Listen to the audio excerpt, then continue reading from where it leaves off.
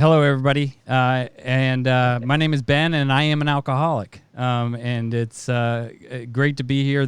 We've been doing this for the past couple of weeks, but this one is very dear to me, not as a person in long-term recovery, but to discuss, two of my passions right now, and that's healthy divorce for people and sobriety. And I know anybody who's had experiences with somebody with the disease, albeit a husband or a wife or a mom or a dad, brother, sister, knows what a destructive disease it is to the family unit. And so we thought, with my normal partners in crime here, Kate Anthony and Susan Guthrie, that we would have a little conversation around divorce and alcoholism and what leads to it, and some problems, some hurdles. There's another landmine in the process, and it's a real one. And unfortunately, we are missing somebody, and that is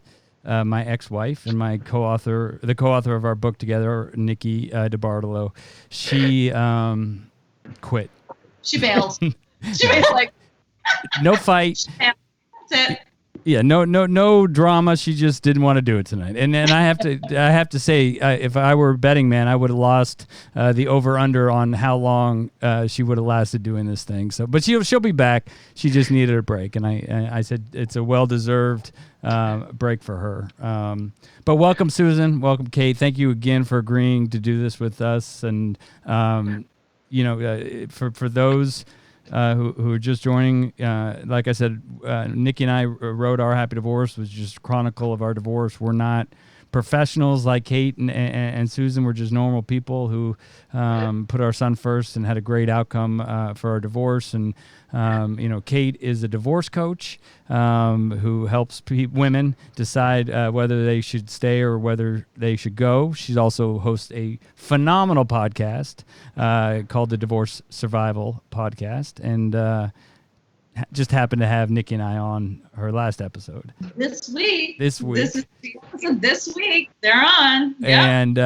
And Susan, I mean, look, I look at your bio, Susan, and I don't even know where to begin, because it's like accolade after accolade after.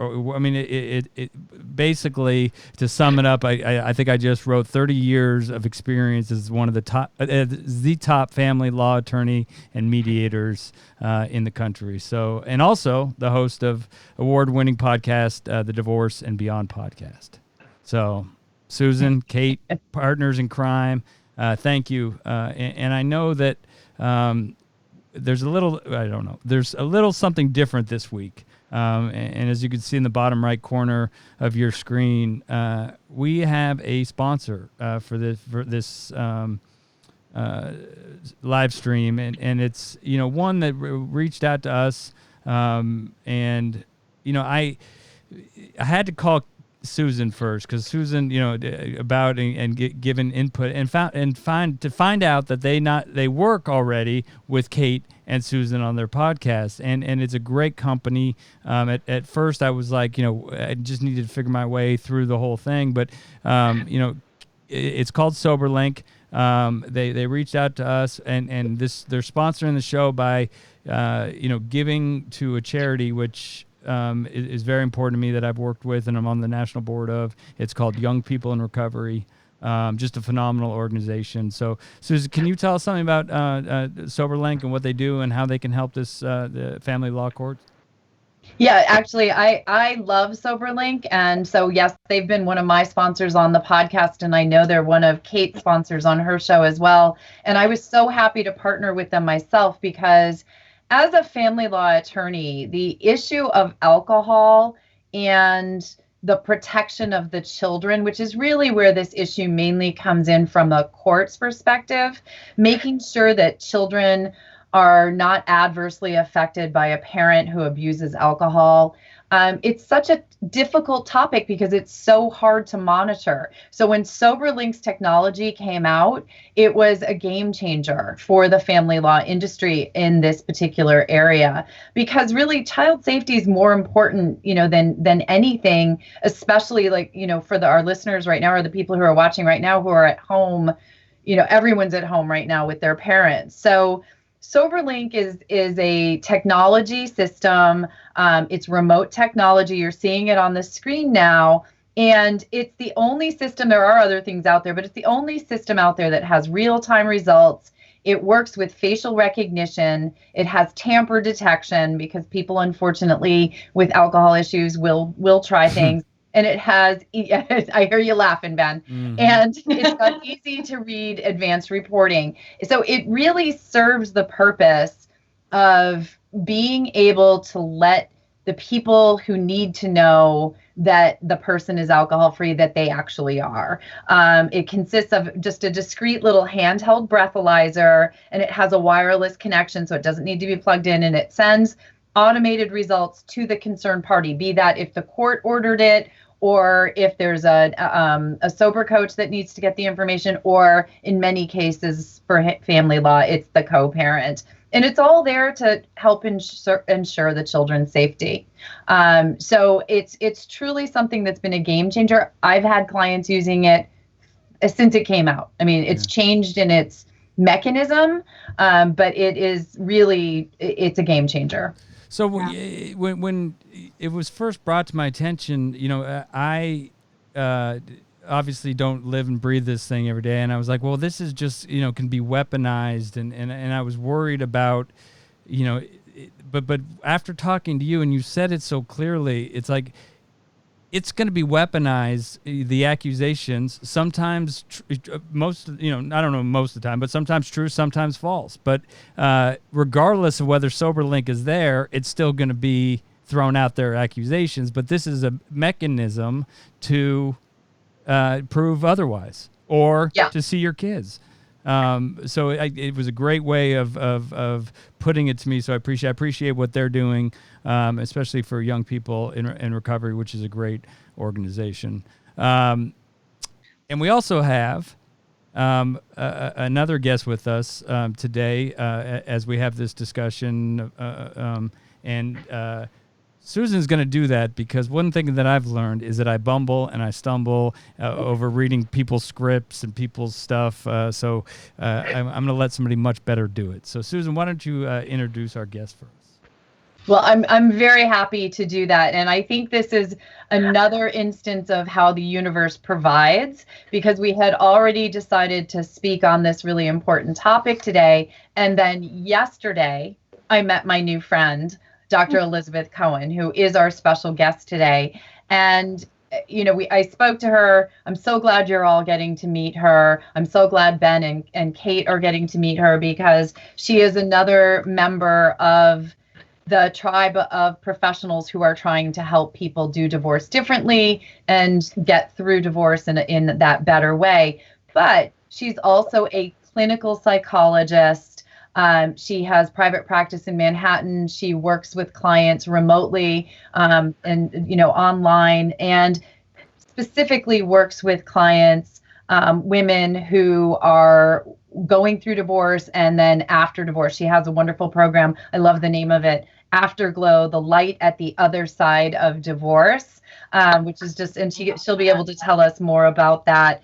But she's also has her own experience with alcoholism and divorce, which she's willing and very generously willing to talk about and help us just from that psychology side of things, because people don't always understand there is a psychological component to all of this as well. And when we're talking about how it affects children, there's definitely a major psychological component. And when we're talking about co-parenting with an alcoholic, there's a psychological component. So I'm really thrilled that you're here, Dr. Elizabeth. So welcome.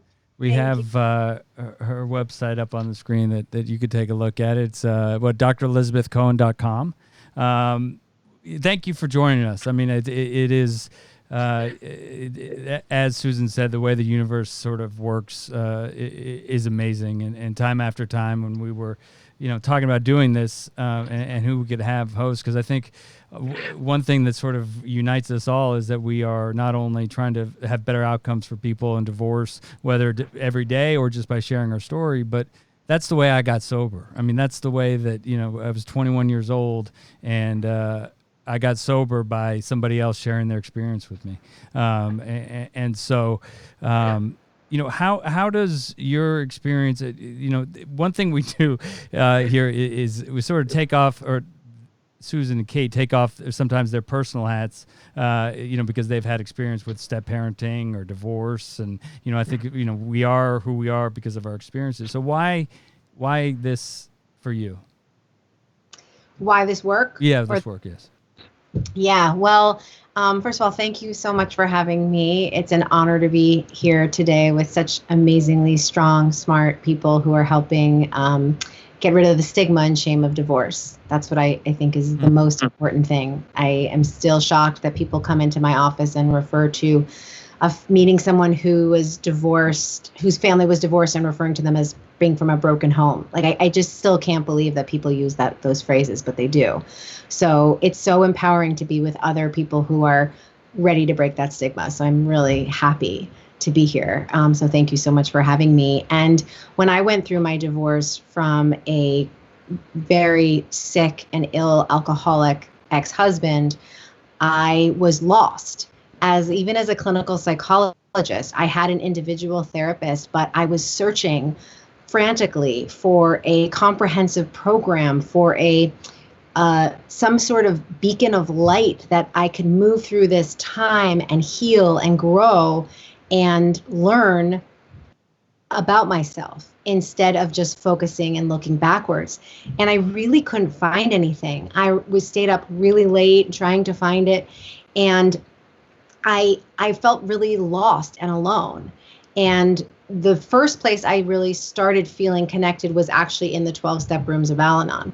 That was where I felt not alone. Yeah, darn you, black belt Al-Anoners. I lied. Yeah. My favorites in Al-Anon were always the double winners. So I love the double winners. AA, AA and Al-Anon, those are the cream of the crop. That's who my sponsor was. And so just being able to feel like my experience was not only happening to me. And I had a lot of shame of having married an alcoholic. So, in some ways, like divorcing an alcoholic, people would say like, great job, you got out of that. But I knew inside that I married an alcoholic, and I knew he was an alcoholic, and I had a lot of shame around that. And Kate, I know you have a very similar story, and I joke about Al-Anon black belts being from another program, but for me, growing up living under the blanket of codependency was a nice warm place to be. And once my mom started taking that blanket off, it got a little chilly. So Kate, I know you have a similar story, and if you don't mind sort of just sharing about your husband or your experience with an alcoholic. When I met my ex-husband, he was 8 years sober. Oh. And I but I was the one who found myself like in the same like fetal position, being triggered as I had been with all of these other people. And eventually I was like, I keep hooking up or, falling in love with all of these alcoholics, whether they're sober or not. And eventually I was like, the common denominator is me, and 21 years ago, I walked into my first Al-Anon meeting and my life, changed my life. And, Ben and I talked about this a little bit earlier, that I'm sort of cognizant of the traditions and not, being anonymous at the level of press, radio, TV, and film. And, frankly, I think it's easier for an alcoholic to be anonymous and say, like, I'm in a recovery program and be sort of vague about it. But Al-Anon is one of those things that people don't even know about it, which is amazing to me. And so I actually do want to say, for those who don't know what Al-Anon is, a lot of people think it's actually short for Alcoholics Anonymous. It's not. It's its own program. And it's for friends and families of alcoholics specifically. It's for people who love alcoholics, whether they're sober or not. It's for people who were raised in alcoholic homes. And we have an entirely different set of issues and an entirely different disease, if you want to call it that, than sort of the average person. I frankly don't know anyone who has not been touched by alcoholism in some way and who doesn't actually sort of qualify for this program. But so I look like I'm freezing on my end. Am I freezing for you guys? I think you're okay. You froze for a second there. I think you're okay. Okay. So anyway, so when I met my ex-husband, he was sober, you know, but he's still an alcoholic. Right. So, you know, that was my, you know, I wish there's some shame in that for me with Nikki at the end of the marriage is that it would have been an easy excuse to say that I was an active alcoholic, drinking or, you know, using drugs. But I was 13 years sober, you know, when we got divorced, and I wasn't doing the things that I was supposed to be doing as somebody in recovery, and it manifests itself maybe worse. I don't know about worse, but pretty bad as far as the damage and the wreckage caused by a, you know, they call dry drunk, somebody who's not taking care of themselves, and so, you know, drinking, drugging, or sober and abstinent, you know, there was a lot of damage. So, you know, people always through this process is asked, you know, was I drinking? Did that get me sober? And I'm sitting there going, no, well, actually, I had 13 years of sobriety, you know, going into it. You know, Kate, Susan, rather, you deal with this every day. I mean, you know, in the trenches, and Kate, you do too, I guess, and Dr. Cohen too. How is this, if that line is crossed, besides tools like SoberLink or other things, how is it navigated? I guess let's take it solution-oriented, right? The accusation is going to be thrown, and that's going to be, I hate to be a naysayer, I don't know if you come back from that. I mean, it's difficult to get a divorce maybe back on track if those accusations of abuse or alcoholism or drug addiction are thrown out. So when there is a problem and someone's willing to get help, or what's the process of that like in the legal system?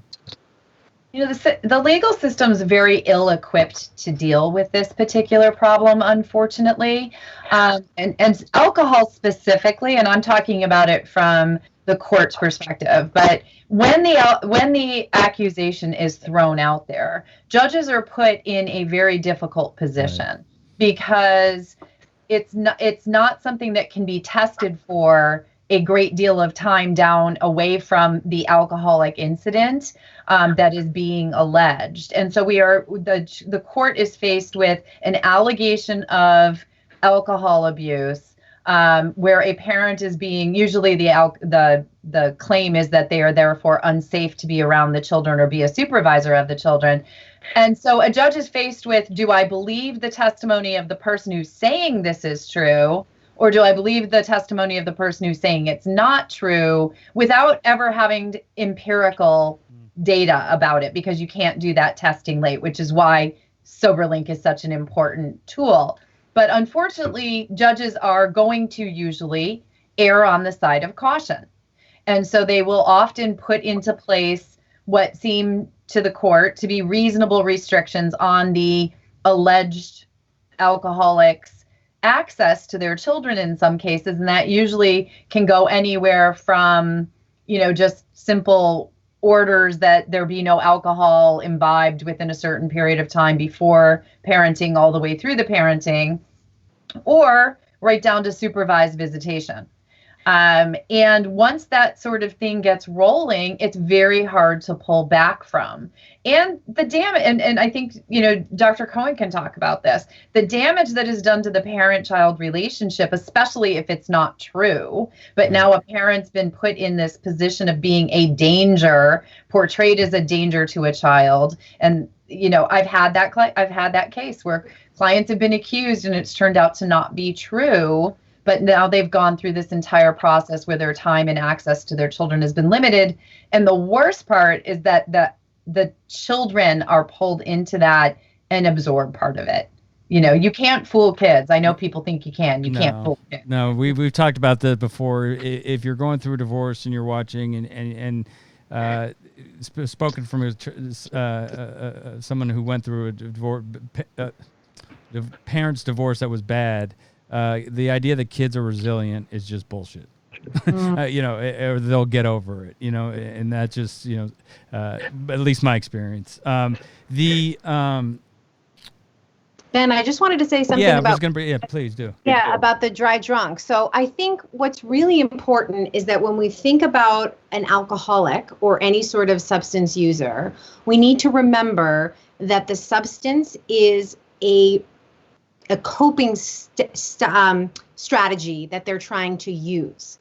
That underneath the using is psychological, existential pain and likely trauma. And I think that we forget this, and Susan, tell me if I'm wrong, but judges, the court system is not very well educated in that. Oh God, no. Right? That it isn't someone who's trying to, screw over their family or trying to go out and have a party and, not be responsible. I don't know your story necessarily, Ben, but the people I've worked with, there's, like they say in the rooms, there's a God-shaped hole. I mean, there's a pain, there's a suffering, and alcohol usually, or drugs usually work for a short period of time. It's not even working anymore, but you're still doing it because you still have that pain. And so I really want to be clear that even if you're not drinking, if you haven't figured out how to address the pain or where the pain is coming from, whether you drink or not, you're still going to show up in that same way. Yeah, Kate and I were actually having that same discussion earlier today. And I grew up in the Nancy Reagan era of just say no, right? And then I said yes. And I was like, well, she didn't tell me it worked. All of a sudden, I became better looking. I became, all those feelings, that hole was filled. Unfortunately, what happened is it was a flawed hole, and it was an endless hole, and started getting a little leak in it, and then the leak got bigger and bigger and bigger, and then it just stopped working. We do have it, and somebody on the chat just says that a divorce, and maybe how we handle this, or how you guys would handle a divorce, an alcoholic, and he still continues to drink, and my teens rarely speak to him now. Yeah. I went through that with I have teens. And so my ex-husband is not currently drinking. However, they have really felt a pull back from wanting to spend time with him. I believe and I don't know, I know some about him, but, I believe that because of his own trauma, he started drinking, and he started drinking when he was 14. So in some ways, the kids are now emotionally more mature than he is.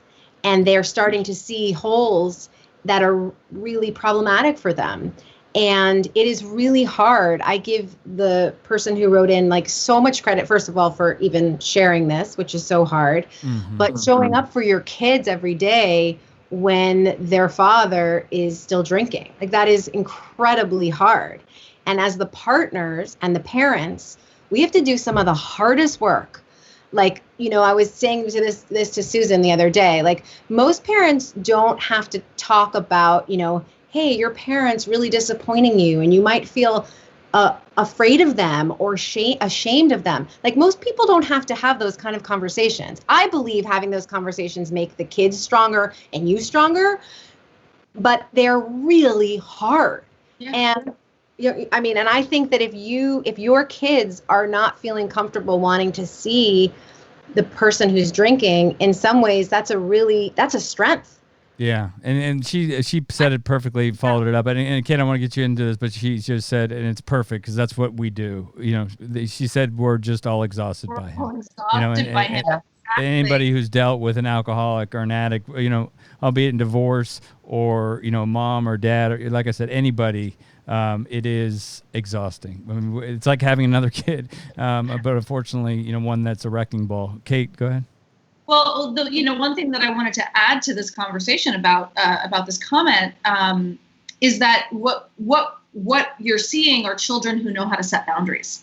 And my guess is that they have seen that, they have learned that from you, this commenter, right? And, Dr. Cohen as well, right? Like, our children see our behavior and they watch how we are, and they learn how to set boundaries by watching us set our own boundaries. And, that's huge. Children learn by watching us. We have to be the models of this. And so if your children are setting a boundary and saying, I don't feel safe and I don't feel comfortable, then fucking good for you, because you are doing something right as a parent in teaching them how to have boundaries. So A+. Amen. Yeah. I think Kate, you brought, or no, I'm sorry, Susan, you brought up something that's really interesting about the accusation and then the reality of somebody who actually struggles. And I wonder, in your experience, and this might be a really messed up question, which causes more damage? Which is worse on the divorce process or the beginning of a divorce? I mean, the accusation, which isn't true, or somebody who's actually inflicted and suffering with addiction or alcoholism? They're both really difficult paths. But I mean, when there are false accusations thrown out, I mean, the two most common false accusations, unfortunately, we deal with in divorce are a parent is an addict or an alcoholic or an unfit parent in some way. And then there's the even worse one of the sexual abuse. And those get thrown out in cases. And, what you said earlier, Ben, if they turn out to not be true. And the problem is these are so hard to prove one way or another. That definition of alcoholic is a slippery slope for some people. The sexual abuse of small children, once you start that process rolling and make those accusations, the system takes over. And in many ways, the process of the system is worse, or can make the situation even worse. Putting the children through that type of testing or psychological inquiry that's going to happen. Yes, I know, Dr. Cohen, I'm sure there are ways to do that properly and appropriately, but you're still putting the children through that process. Yeah. I've been involved in those cases where it was unfounded allegations of abuse. So, when you go into a divorce and throw out an accusation of he's an alcoholic or she's a drug addict, or he's a narcissist, the one we're hearing every day from everyone these days, whether it's true or not, it is not the right way to start your divorce, right. Unfortunately. Right. Yeah. It's not going to help you. And I would say, I think to answer, to add on to that and to sort of answer this, I think that actually certainly accusations that are false, are probably more damaging to children if they get involved in the process of sort of discovery, right? Then having it be true, because if someone finds sobriety, I'm not sure about this, right? I'm just wondering. Right. But I do feel like, if there's active alcoholism, if there's another parent that can that's actually a safe place to land, right? If you have one parent accusing the other parent, children don't know then what's safe. Who's telling the truth, right? I either have one lying parent or I have like an alcoholic parent. Like they don't know, I think is what makes it feel ickier and more difficult to me. I don't know if this is an answerable question. Yeah, it was kind of a messed up question, but I just, Dr. Cohen, I don't know if you have anything, I think it's really important. What Susan is describing. We have to be really honest about this. Divorce proceedings can traumatize children. I mean, let's just use the word. I mean, it can traumatize adults as well, but it's real. And, kids are questioning reality anyway because they're kids. And when they have to figure out really challenging questions that even lawyers and coaches and psychologists can't figure out, it's overwhelming to their nervous system. And trauma is when your nervous system is overwhelmed and you cannot feel safe and process what's happening. And I worry about these kids also getting pulled in. I think Susan mentioned this, with, I know my kids had a lawyer for them, like the children's lawyer. And I had to be really clear about what I was comfortable with them talking about with them and what I wasn't. And from the beginning, they knew their dad they were so young, they were 6 months and 2 years. But they say that their dad has an allergy to alcohol. Yeah. And so very early on, they knew. But I really wanted them to be protected. And I do, Susan. I mean, I really worry that the courts do not know anything about trauma or addiction, and that there can be this traumatization going through the process.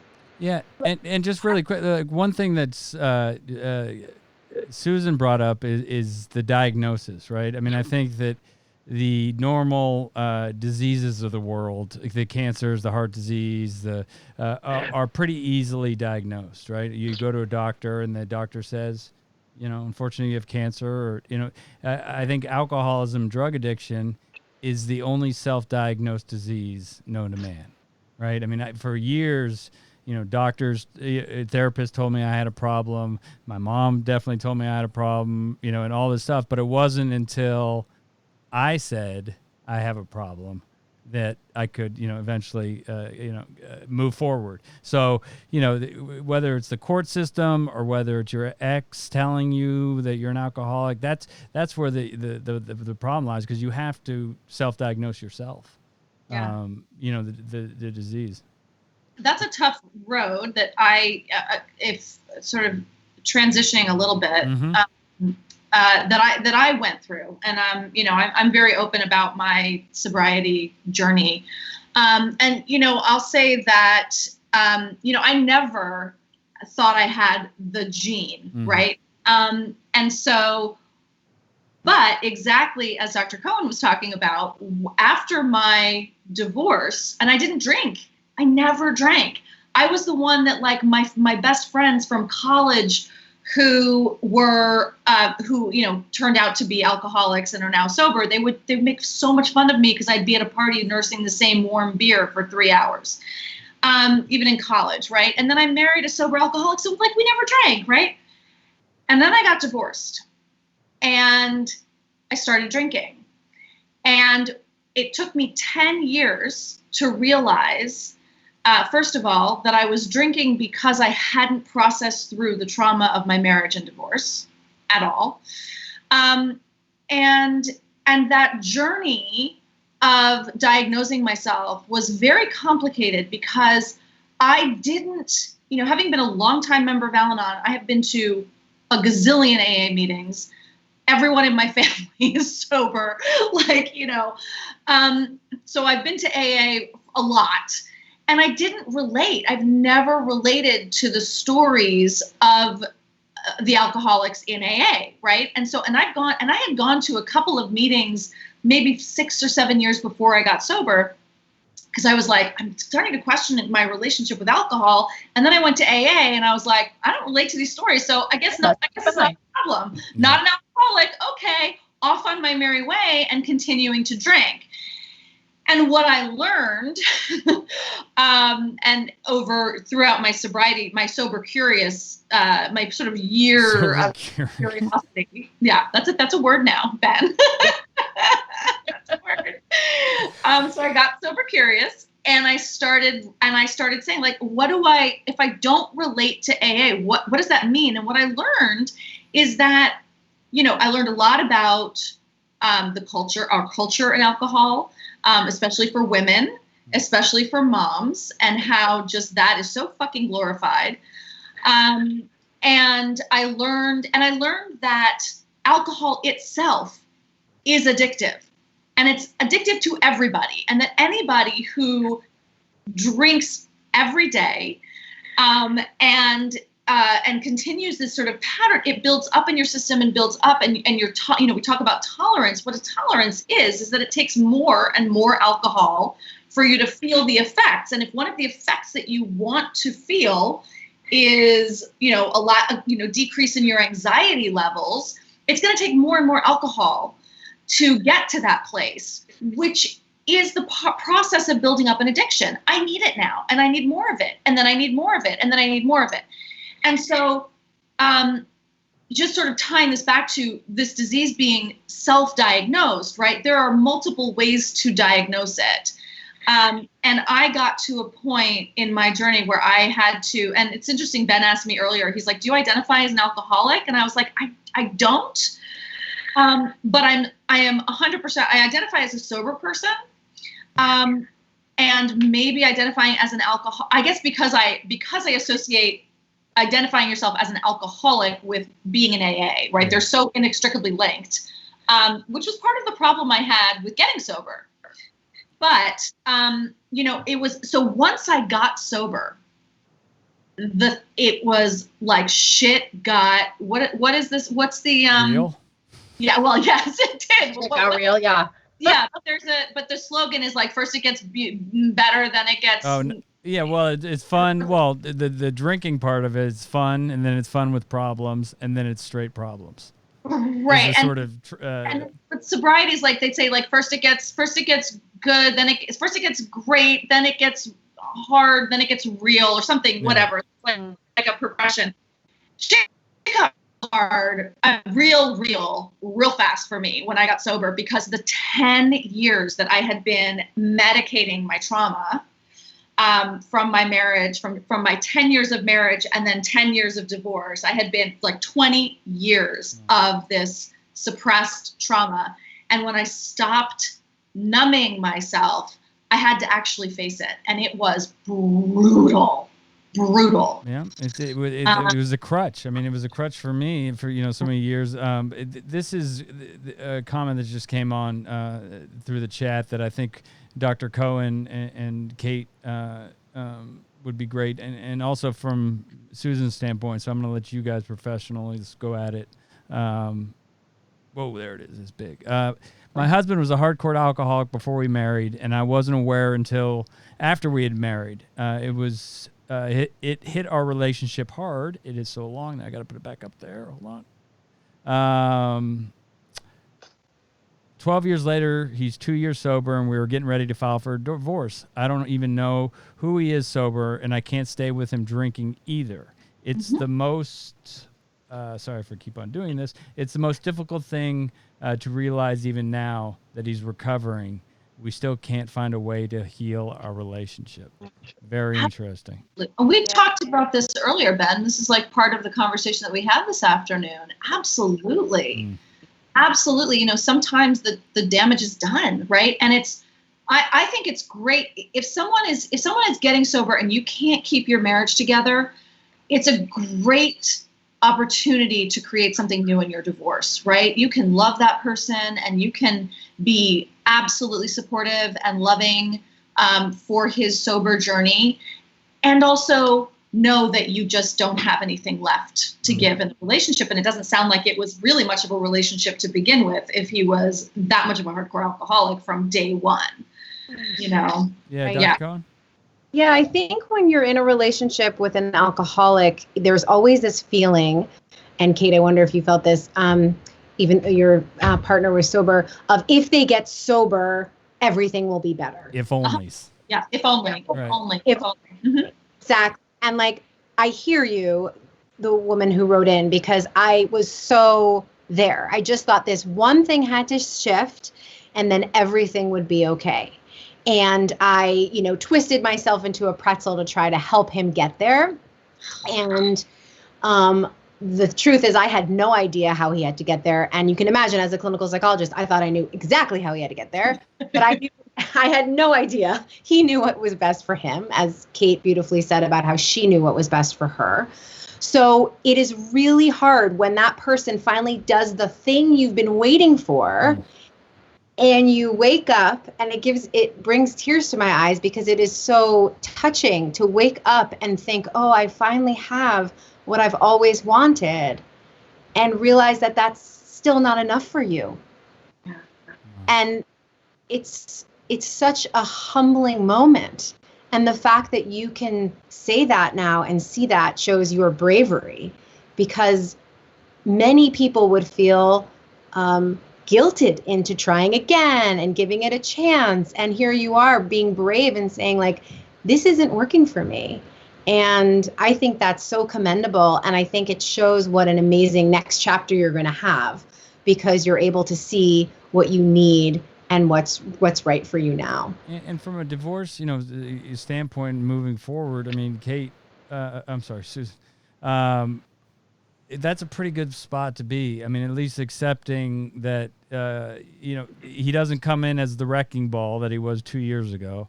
But I sense a lot of love in that question and in that, comment. Right?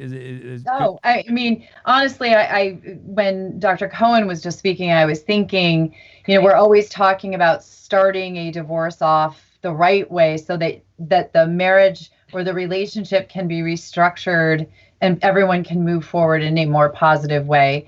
This is a sad situation. It's heartbreaking, but it's with the realization they both have that opportunity to move forward. He's sober. Hopefully he'll be able to continue that journey and that path. And she'll be able to know that even when what she had hoped for happened, the relationship still wasn't the right one for her. And she'll hopefully be able to move on. But they'll be able to do that with a little, hopefully, integrity and respect for each other. The other thing that, I think, Dr. Cohen knows, and what I have seen with my clients, I've had clients who were absolutely just true alcoholics. And I have had clients who are divorcing people who are really lost in alcoholism. And that is a very difficult process to go through. From a legal perspective, it's difficult because the person who is an alcoholic, if they are truly that lost in that disease, they are incompetent. They cannot make decisions. I had a client who I had to ask the court to appoint a guardian ad litem for her to make decisions in the divorce, because I could not legally trust her to understand what I was saying to her when she was making her decisions. And it was a very difficult, and unfortunately and very sadly, she 6 months after the divorce was finalized, she died falling down the stairs drunk.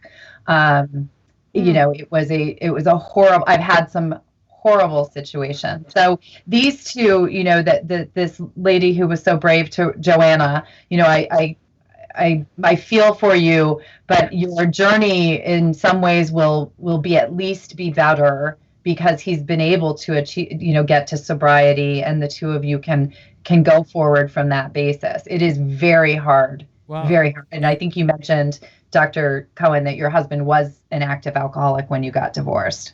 Yeah, I had to do that. I shared with Susan that my ex-husband was so incapacitated that he wasn't even able to show up at all. So we took care of everything basically because he was he was homeless at that time. And so and I thought, that I had the advantage because I was able to basically create the divorce I wanted. Because he was so incapacitated. And I know now that it is such deeply his loss. Like my heart goes out to him so much that he wasn't able to show up, even though it would have been harder for me because he would have fought. But the fact that he couldn't show up for himself in that way is just deeply heartbreaking. And so I want to say to people that I don't know if I had all that compassion while it was happening, but there was a tiny little bit of it. And I'm sure attorneys like Susan, I know my attorney always reminded me that he was a person behind all of that. And that's the kind of attorney you want. Yeah. That's what I was going to say. What a stunning attorney. Yeah. Yeah. Yeah. The one also thing that I'll add from, a sober person that helped my divorce for Joanna is, if he is, whatever program he's in, it's not just that, 12 steps. There's the church, program. There's plenty of other things than AA, right? But part of it is a self-healing, looking back, cleaning up the wreckage of your past. And even though it wasn't the end of my drinking, I had to go through and take that internal look at myself around the divorce. And so I think that the silver lining to Joanna is that if her husband is doing the things that he's supposed to do, it'll be better because he'll take accountability, for his actions in the relationship, like I was able to do with Nikki. We do have another, not Joanne, but not Joanna, but Joanne, who says, I'm divorcing an alcoholic nightly binge drinker, and I'm afraid for him and our kids overnight. He hasn't been in trouble legally, so it's been a challenge with the courts to focus on their safety. Any helpful tips? Kate? I'm sorry, Susan. I keep on getting you guys confused because you're on my screen the wrong way. Blonde. Sort of.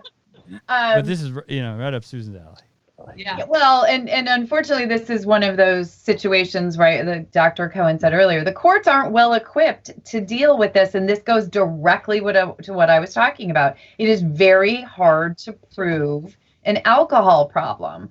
And so it's a situation where you either look for language in your parenting plan, like I referenced earlier, and it's usually bilateral. That's how you get it into the agreement, or you get the court to order it, is that neither party shall imbibe alcohol within 6 hours of having the children in their care, custody, and control, and shall not imbibe alcohol or illicit drugs or unprescribed, drugs. Since we have marijuana legalized in so many places now, that's an issue as well. In cases, you can sometimes have that language in the agreement.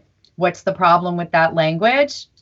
How do you prove someone violated it unless you catch them drunk? So the way that SoberLink has really been able to pop in and be so helpful is that what I usually found is that the person who's being accused of being the alcoholic will say that they are not, that you are making that up, that it is not an issue for them. And so a very easy way for them to put your accusations to rest is to voluntarily use SoberLink.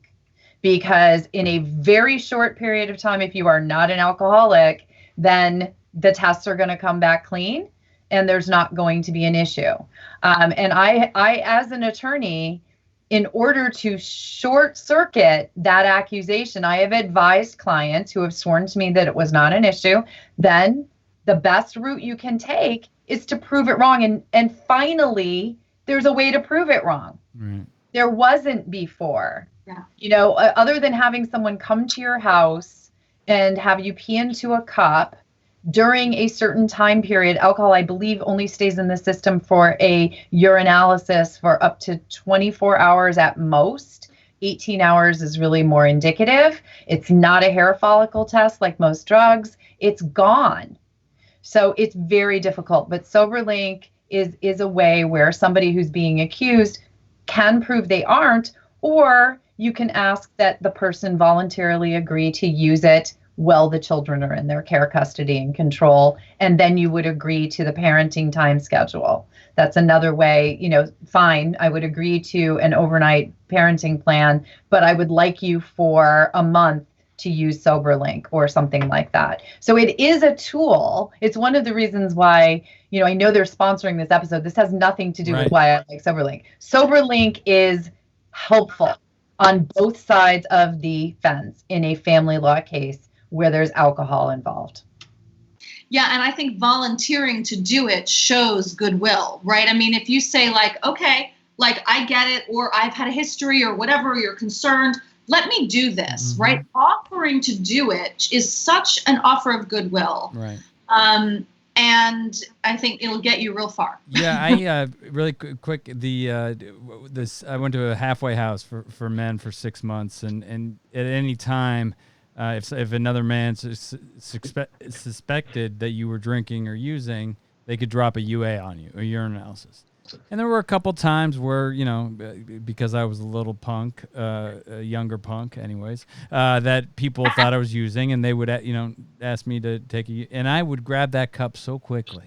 And I'd say, yeah, give it to me, and I'd go, pee in the cup and not hand it to him, but because that'd be gross. But proudly put it in the bag and wait for the results, and then that person would be charged the money to get it done. But Dr. Cohen, you're going to say something?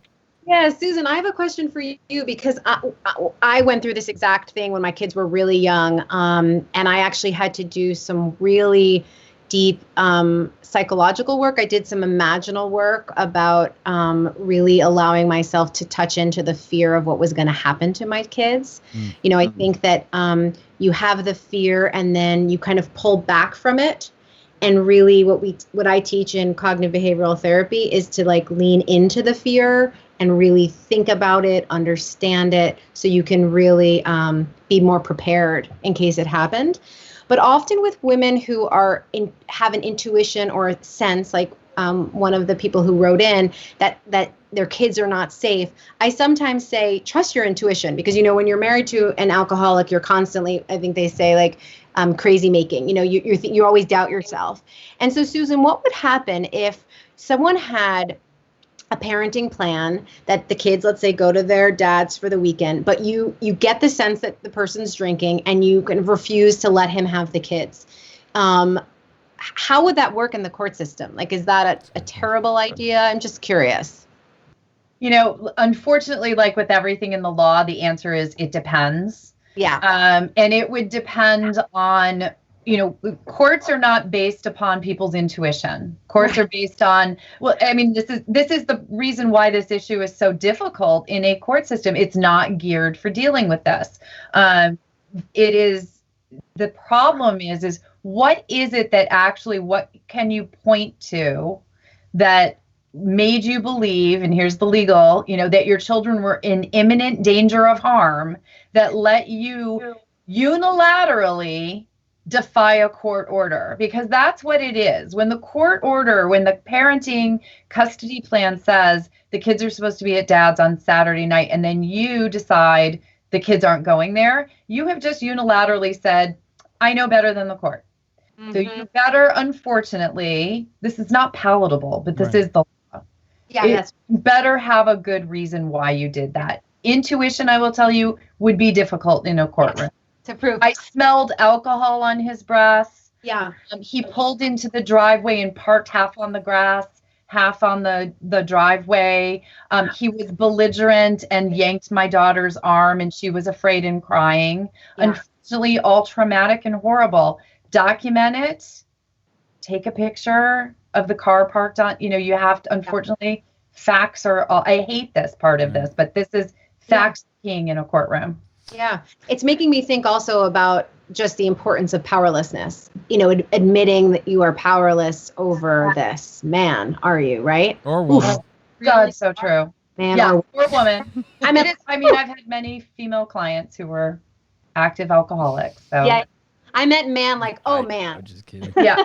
I'm just being Ben. So again, that last part, Susan, I could see it on your face about hating that part of it. So as we wrap this thing up, if let's hear a success story. If something in one of your cases where somebody used the sober link or not, or somebody got sober, or I don't know. I just want to end in some sort of positive, that if somebody out there wrote that her attorney said rattled her and said that or warned her that her ex might never hit rock bottom, and I couldn't disagree more with that attorney, because who does he know? I mean, yeah, it's possible. But it's also possible you could get sober. So, I'd like to leave the opportunity for hope and inspiration over never.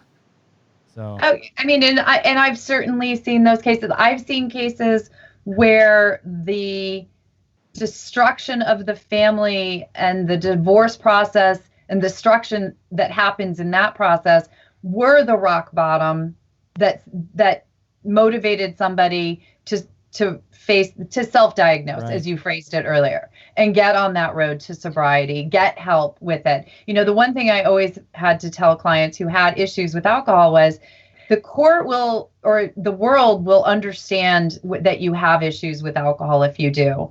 But where people lose their tolerance is where you know you have an alcohol problem and you don't do anything about it. Then people have a much harder time caring, because they're like, well, you know you have a problem, you need to do something about it. And but I've had many cases, and relationships can be repaired. People can, I grew up with an alcoholic father, and had to forge a new path with him as an adult after going through various phases. Relationships can be repaired. Children can be reunited with an alcoholic parent. All kinds of positives can come out of it. The court system isn't necessarily built to be the place to make that happen. Right. Dr. Cohen?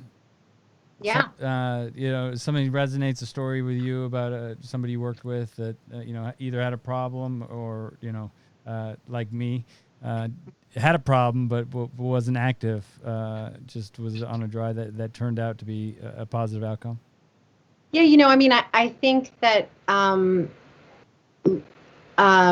looking at why we do any behavior is a gift to everybody in your life.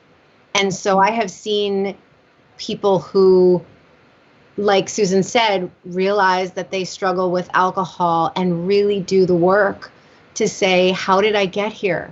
And I don't want to be here anymore.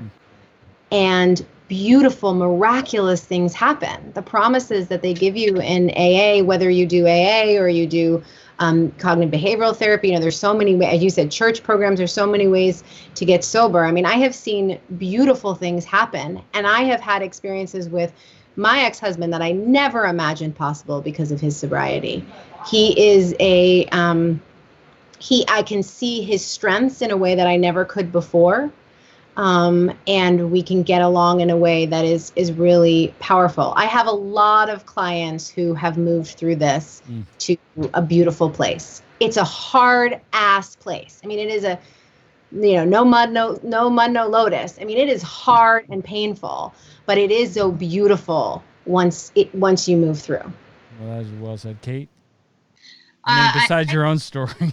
Yeah, my own story for sure, and my ex and I are, we're not as close as you and Nikki, but we're good friends, right. And we've been through a lot together since we've been divorced. A lot. And, not just between us, but family things.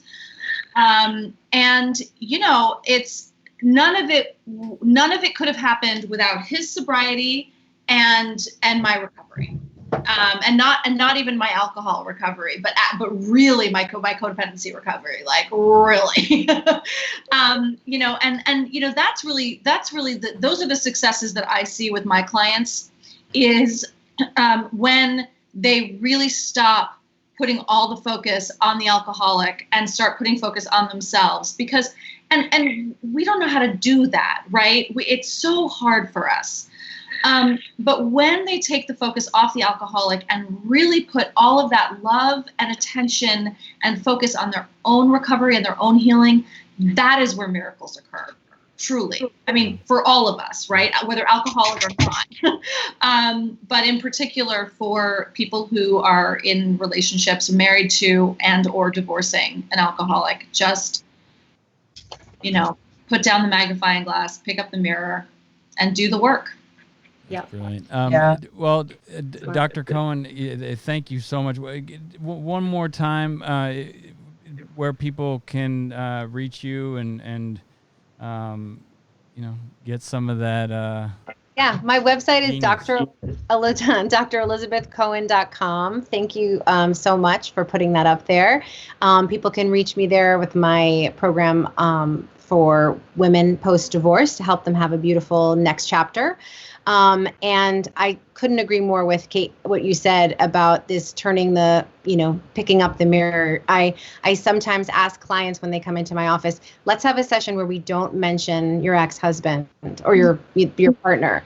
I want to just focus fully on you. And that's one of the hardest pieces. So if you're willing to focus on yourself, so much change will happen in you and miraculously in the other person. amazing, isn't it? That is, why I love the tools that I was given, because that's the process that I went through with Nikki. And I was talking about, but she did this, and the man I worked with was stop it. Like, and as soon as I got off track, it's like, we're not talking about her. She has nothing to do with it. We're just focusing on you and your side of the street. Right. And so, your socials, are they on your? I'm the divorce doctor. So at the divorce doctor on Instagram and the divorce doctor on Facebook. And I am currently having a challenge, a journey for a 14-day journey to make the best decisions for your divorce. So you can find that on my website really easily, and that'll get you a taste of the kind of work that I do too. And again, Dr. Elizabeth Cohen.com. Thank you very much for joining us, and Kate and Susan.